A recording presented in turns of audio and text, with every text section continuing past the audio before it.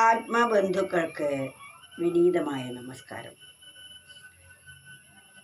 നാം ഈ ലോകത്തിലെ സുഖമാണ് പരമപ്രധാനമായത് എന്നും ഇതിലപ്പുറം ഒരു സുഖമില്ല എന്നും അല്ലേ ധരിച്ചിരിക്കുന്നത്?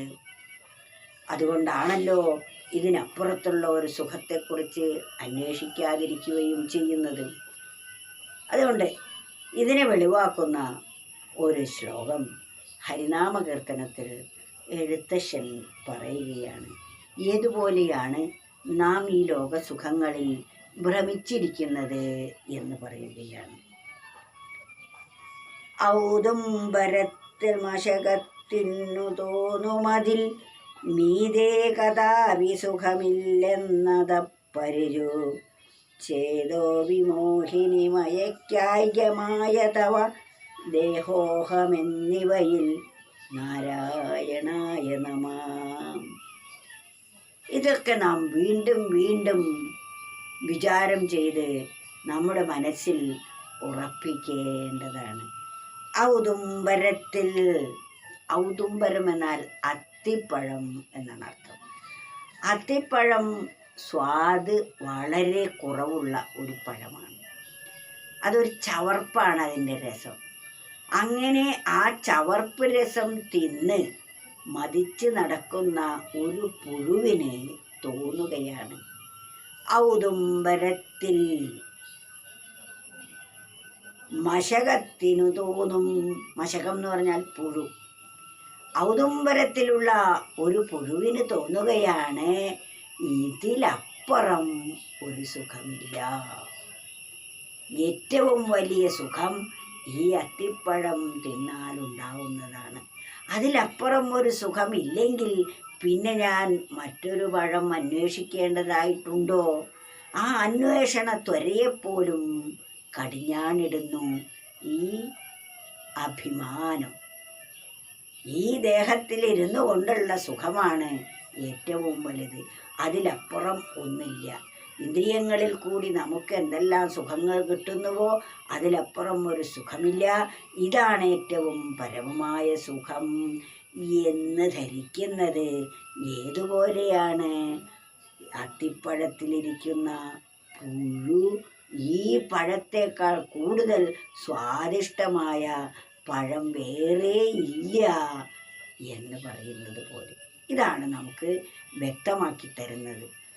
അതുപോലെയാണ് ഈ അത്തിപ്പഴത്തിലെ പഴത്തേക്കാൾ കൂടുതൽ സ്വാദിഷ്ടമായ പഴം വേറെയില്ല എന്ന് ഒരു പുഴു കരുതുന്നത് പോലെ മനുഷ്യരാകുന്ന പുഴുക്കൾ ഈ ലോകഭോഗങ്ങൾ മാത്രമാണ് പരമസുഖവും സുരക്ഷയും തരുന്നത് എന്ന് കരുതി ഇവയെ സമ്പാദിക്കാനായി ലോകം മുഴുവൻ പരതി നടക്കുന്നു, കഠിനാധ്വാനം ചെയ്യുന്നു. എന്നിട്ട് ധാരാളം ഭോഗങ്ങൾ സമ്പാദിക്കുന്നു. കുറേ സമ്പത്തുണ്ടാകുന്നു, കുറേ ഭൂമി വാങ്ങിക്കൂട്ടുന്നു, വിവാഹം ചെയ്യുന്നു, മക്കളുണ്ടാകുന്നു, അവരെ പോറ്റാനായി പിന്നത്തെ പാട് മുഴുവൻ. ഇതിനപ്പുറം ഒരു സുഖമില്ല, ഇതാണ് പരമമായ സുഖം എന്ന് ധരിക്കുന്നത് ഏതുപോലെയാണ്? പുഴു അത്തിപ്പഴത്തിലിരുന്ന് വിചാരിക്കുന്നത് പോലെയാണ്. മറ്റൊരു പഴത്തെക്കുറിച്ച് പുഴുവിനറിയില്ല. ആ അത്തിപ്പഴത്തിലിരിക്കുമ്പോൾ അതിൻ്റെ സ്വാദ് മാത്രമേ അറിയൂ. എന്നിട്ട് അഭിമാനിക്കുന്നു, ഇതിലപ്പുറം ഒരു സുഖദായകമായ പഴം വേറെയില്ല എന്ന്. അത്രയും ആ ഒരു പുഴുവിനെ പോലെയാണ് മനുഷ്യൻ എന്ന് എഴുത്തച്ഛൻ നമുക്ക് വെളിവാക്കി തരികയാണ്. ആ പുഴു ധരിച്ചതുപോലെയാണ്. വാസ്തവത്തിൽ ആ അത്തിപ്പഴത്തേക്കാൾ എത്രയോ സ്വാദിഷ്ടമായ ഫലങ്ങൾ വേറെ ഇരിക്കുന്നില്ലേ? പക്ഷേ വേറെ അന്വേഷിക്കുന്നില്ല. ഇതിൽ തന്നെ അടങ്ങിയിരുന്ന് ഇതിനപ്പുറം ഒരു സുഖമില്ല എന്ന് അഹങ്കരിച്ചു കൊണ്ട് നടക്കുന്നു. അതുകൊണ്ട് ആ പുഴുവിനെ പോലെ നാം ഈ ലോകഭോഗങ്ങളിൽ മാത്രം മയങ്ങരുത്. ഇതിൽ സുഖം നമുക്ക് തോന്നപ്പെടുന്നത് അജ്ഞാനം ഒന്നുകൊണ്ട് മാത്രമാണ്. ഇതിനതീതമായ ഒരു സുഖമുണ്ടെന്നും ആ സുഖത്തിൽ എത്തിച്ചേരാൻ നാം എന്താണ് ചെയ്യേണ്ടത് എന്നും ഉള്ള അറിവ് നാം ഇതുവരെ നേടിയിട്ടില്ല. അത് നേടാനുള്ള അന്വേഷണ തൃഷ്ണയും ഇല്ല. കാരണം താൻ ഉറപ്പിച്ചു കഴിഞ്ഞു ഇത് തന്നെയാണ് പരമസുഖം എന്ന്. ഇതിൽ നിന്ന് നാം ഭഗവാനോട് പറയുകയാണ്, ഭഗവാനെ, അങ്ങയുടെ മായ കൊണ്ട് എന്നെ മയക്കല്ലേ, എനിക്ക് ആ സത്യാവസ്ഥ വെളിവാക്കി തരണേ എന്നാണ് പറയുന്നത്. ഔദുംബരത്തിൽ മശകത്തിനു തോന്നുമതിൽ മീതേ കഥാപി സുഖമില്ലെന്നതപ്പരിരു ചേതോ വിമോഹിനി മയക്കായികമായ തവ ദേഹോഹമെന്നിവയിൽ നാരായണായ നമഃ. ഈ ദേഹമാണ് ഞാനെന്ന ആ അജ്ഞാനത്തിൽ പിന്തുടർന്നുകൊണ്ടാണ് നാം ഓരോ മനുഷ്യനും ഇവിടെ ജീവിക്കുന്നത്. ദേഹോഹമെന്ന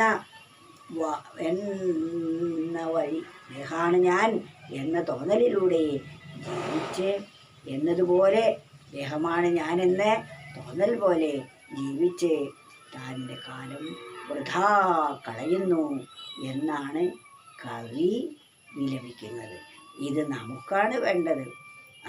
ഈ മായയിലിട്ട് നമ്മെ, മായ എന്ന് പറഞ്ഞാൽ അജ്ഞാനം, ഈ അജ്ഞാനത്തിലിട്ട് നമ്മെ കുഴക്കാതെ ഇതിനപ്പുറമുള്ള ഈ ഇന്ദ്രിയ സുഖങ്ങൾ മാത്രമല്ല ഇതിനപ്പുറത്തുള്ള സുഖത്തേക്ക് പ്രവേശിക്കാനുള്ള ബോധം എനിക്ക് തരണേ എന്ന ഒരു സമർപ്പണ ബുദ്ധി നമുക്കുണ്ടായിരിക്കണം.